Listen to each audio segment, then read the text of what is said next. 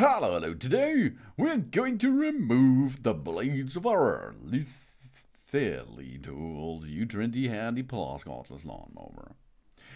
We remove the battery from the mower first. We turn the mower on the side to expose the underside of the blade housing. And then it goes. We use a cloth to grip the blade or wear heavy-duty gloves. We're using a 16mm lock wrench and remove the lock nut securely by the blade by turning the lock nut counterclockwise.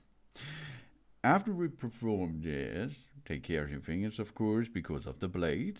We carefully remove the blade after this, and then we remove the blade completely. After this process, we have the blade in our hands, and we can make a checkup of the blade, and after this, we can continue with our things we have to do with it.